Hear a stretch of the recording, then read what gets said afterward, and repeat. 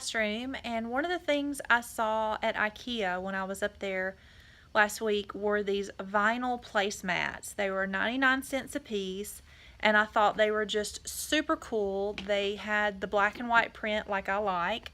So this is what they looked like, and they're like 14 by 14. They're just too big. So what I did is I decided to go ahead and cut them down to fit my table.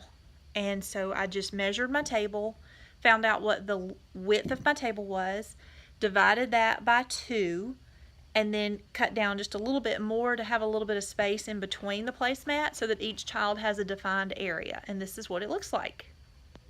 So what I did is I took one to begin with and measured on the back, because the back is white, and I could just take a pencil and go ahead and put my marks on the back. Use standard scissors, and then I use this as the template.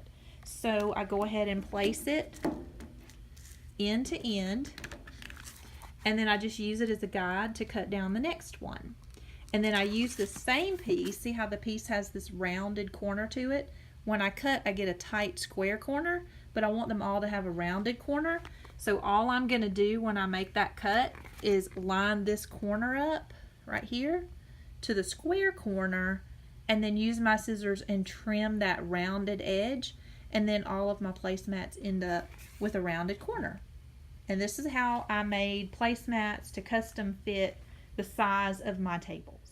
So now my children have a defined space. So I love the pop of yellow against the black and the white.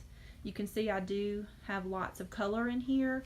So this is just part of the room. You can see the black and white print zebra Big Joe chairs, and of course they have some yellow and red mixed in. And then I have an IKEA table over in the corner, and then now I've got some polka dot pillows on the floor, and so I'm beginning to get some pops of color, but still have some of that black and white print in there as well.